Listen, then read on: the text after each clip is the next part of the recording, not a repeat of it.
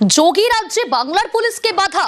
মহুয়া মৈত্র ও প্রশান্ত কিশোরের ভুয়ো chat, viral chat নিয়ে থানায় অভিযোগ মহুয়ার। উত্তরপ্রদেশের নয়ডা থেকে চ্যাট ভাইরালের অভিযোগ। অভিযুক্তকে নয়ডায় ধরতে গেলে পুলিশকে বাধা। উত্তরপ্রদেশে বাধা কোতোয়ালি থানার পুলিশকে। যোগী রাজ্যে বাংলার পুলিশকে বাধা। মহুয়া মৈত্র প্রশান্ত কিশোরের ভুয়ো চ্যাট, ভাইরাল চ্যাট নিয়ে থানায় অভিযোগ মহুয়ার। উত্তরপ্রদেশের নয়ডা থেকে চ্যাট ভাইরালের অভিযোগ। অভিযুক্তকে নয়ডায় ধরতে গেলে পুলিশকে বাধা দেওয়া হয়। উত্তরপ্রদেশে বাধা কোতোয়ালি থানার পুলিশকে।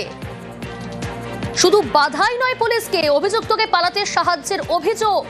আর কি অভিযোগ, কি ঘটনা, আরো বিস্তারিত জানার চেষ্টা করব। সমীর রয়েছে আমার সঙ্গে। সমীর,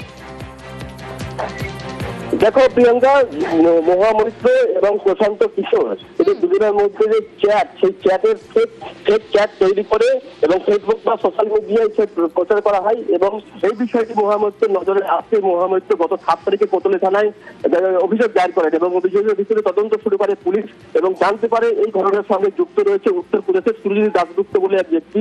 এবং তাকে পুলিশ নোটিশ করে গত 9 তারিখে সেখানে থানায় হাজিরা দেওয়ার জন্য, কিন্তু হাজিরা না দেওয়ায় 9 তারিখে তারা আদালতে দ্বারস্থ হয় এবং আদালত থেকে তাকে গ্রেপ্তারি পরোয়ানা জারি করা হয়। এরপরে পুলিশ উত্তরপ্রদেশের নয়ডায় যায় ওই ব্যক্তিকে গ্রেপ্তার করতে। যখন তার বাড়িতে পুলিশ গিয়ে পৌঁছয়, সেই সময় উত্তরপ্রদেশের পুলিশ কোতোয়ালি থানার পুলিশকে তুলে নিয়ে যায় বা আটকে রাখে বলে অভিযোগ। এবং কিন্তু খালি হাতে ফিরতে হচ্ছে কোতোয়ালি থানার পুলিশকে। এবং এই বিষয়ে গতকালই কিন্তু কৃষ্ণগড়ে কোতোয়ালি থানার আইসি এ বিষয়ে সাংবাদিক সম্মেলন করে বিষয়টি জানিয়েছেন এবং এই ঘটনায় কিন্তু আদালতে পুনরায় দায়িত্ব হচ্ছে পুলিশ। বেশ। 7/2/26 তারিখে আমাদের অনারেবল এমপি ম্যাডাম একটা অভিযোগ দায়ের করেছেন। সুরজিৎ দাশগুপ্ত বলে একজন ভদ্রলোক নয়ডা থেকে ফেক চ্যাট, যেটা এমপি ম্যাডাম আর প্রশান্ত কিশোরের মধ্যে হয়েছে বলে উনি টুইট করেন।